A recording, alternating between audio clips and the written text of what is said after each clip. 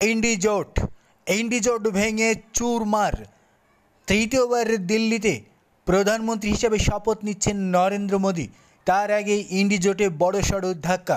মমতা বন্দ্যোপাধ্যায়ের এই প্রিয় নেতাই এবার ইন্ডি জোটের পিণ্ডি চটকে দিলেন।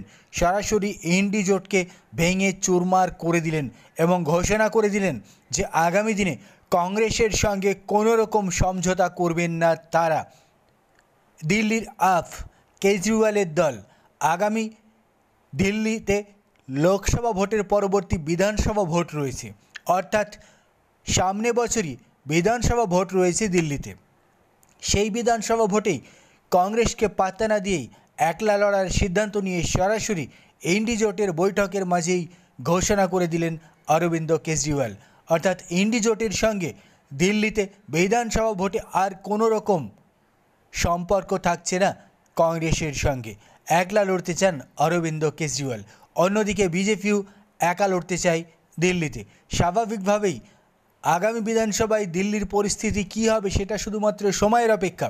তবে এই ইন্ডি জোট, যে ইন্ডি জোট নরেন্দ্র মোদীর সঙ্গে টক্কর দিচ্ছিলেন, এনডিএর সঙ্গে টক্কর দিচ্ছিলেন, কার্যত রাত না পোহাতেই, পেটের ভাত হজম না হতেই সরাসরি বিরোধিতা করে জোট ভেঙে বেরিয়ে গেলেন।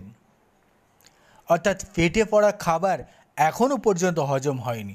ইন্ডি জোটের বৈঠকে যে মহাভোজের আয়োজন হয়েছিল সেই খাবার এখনও হজম হয়নি। আর খাবার হজম হওয়ার পূর্বেই ইন্ডি জোটকে কার্যত ভেঙে চুরমার করে দিলেন মমতা বন্দ্যোপাধ্যায়ের এই প্রিয় নেতা অরবিন্দ কেজরিওয়াল।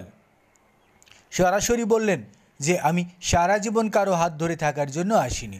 অর্থাৎ ইন্ডি জোট শুধুমাত্র লোকসভা ভোটকে কেন্দ্র করেই তৈরি হয়েছিল, এমনটাই মত দিলেন অরবিন্দ কেজরিওয়াল।